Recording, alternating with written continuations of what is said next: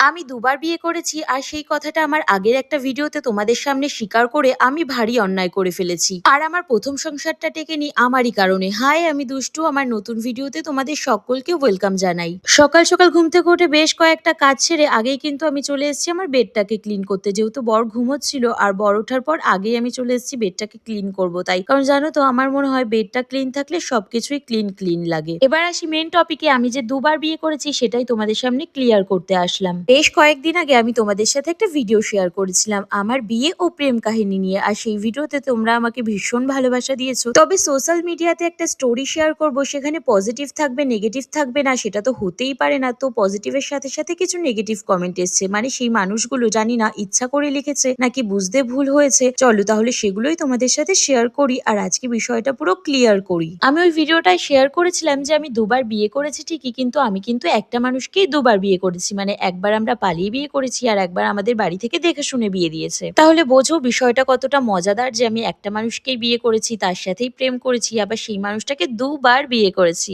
আর সেখানেই কিছু মানুষ বুঝে হোক না বুঝে হোক আমাকে কিছু কমেন্ট করেছে। যেমন ধরো, কেউ আমাকে বলেছে তোমার প্রথম সংসারটা হয়তো তুমি খারাপ এর জন্যই টেকেনি, তাদের কোনো দোষ নেই। আবার কেউ আমাকে এটা বলেছে যে দুবার বিয়ে করেছো সেটা আবার সোশ্যাল মিডিয়াতে এসে বলছো, তোমার লজ্জা করছে না? আশা করি এবার আমি তোমাদের কাছে এই দুবার বিয়ে করার ঘটনাটা ক্লিয়ার করতে পেরেছি। এবার বলো আমার লজ্জা কিসের জন্য লাগবে? আমি তো দুবার দুজন মানুষকে বিয়ে করিনি, আমি একজন মানুষকেই দুবার বিয়ে করেছি। আর এটা আমার কাছে একটা মজার বিষয় মনে হয়েছে, ইন্টারেস্টিং বিষয় মনে হয়েছে, তাই আমি তোমাদের সাথে স্টোরিটা শেয়ার করেছিলাম। আর হ্যাঁ, ওই ভিডিওতে কিন্তু অনেক দিদিভাই ও দাদাভাই আমাকে জানিয়েছে যে তাদেরও নাকি আমার মতন সেমই স্টোরি। যাই হোক, তোমাদের সাথে গল্প করতে করতে আমার তো রান্না বান্না কমপ্লিট। আজকে আমি রান্না করেছিলাম সয়াবিন আর রান্না করেছিলাম ঝিঙে আলু পোস্ত আর ভাত। আজকের মতো টাটা, আবার দেখা হবে নতুন ভিডিওতে।